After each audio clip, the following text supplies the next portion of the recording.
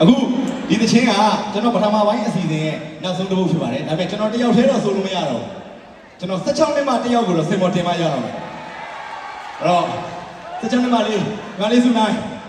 စင်ပေါ်ကြွလာဖို့ဖိတ်ခေါ်ပါတယ်ဘယ်လိုပဲဖြစ်ဖြစ်ကျွန်တော်ရဲ့ဒီ16နှစ်မှလေးနဲ့ကအခုမှစင်ပေါ်မှာအတူတူဆိုမှုတယ်ဆိုပေမဲ့ဘယ်လောက်ထိရဲလဲဆိုတာအင်ဂျီကိုကြည့်လိုက်ရင်သိနိုင်ပါတယ်ဘာနေနေပါတွေ့ရမှတော့ပါတယ်ညီမလေးနော်โอเคโอเคကိုရစနိုင်လို့ငယ်တွေကအရန်ကြိုက်ခဲ့ရတဲ့ idol ပါစနိုင်အမလည်းအရန်ကြိုက်တယ်โอเคကျေးဇူးများကြီးတင်ပါတယ်အခုလိုစုံတွေ့ပြီးစုံမရတဲ့အတွက်လည်းဝမ်းသာပါတယ်ညီမလေးကဲအားဆိုနောက်တော့ဆက်ပြီးပါဦးခင်ဗျာ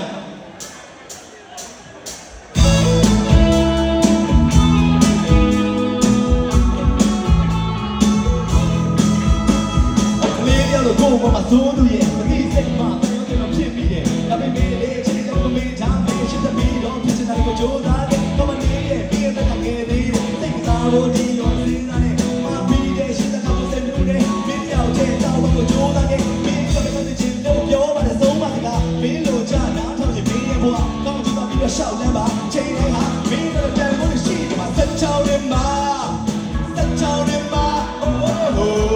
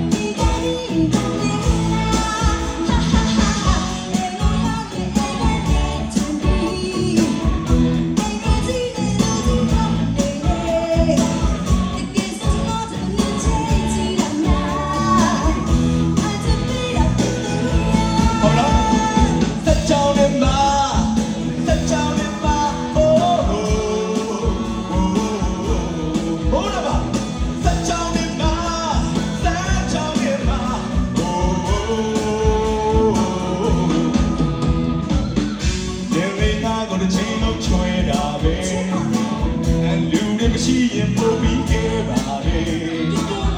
ငါစိတ်မောအောင်တောင်းမလုပ်ပါနဲ့အကြမ်းကြီးခက်တဲ့ချာတဲ့ရဲ့တ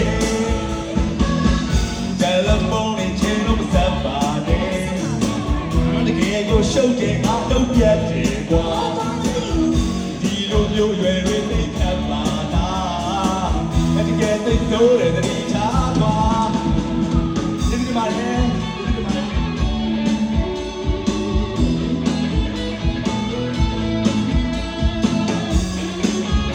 ဆက်နေပါလေနော်ဆက်နေပါလေ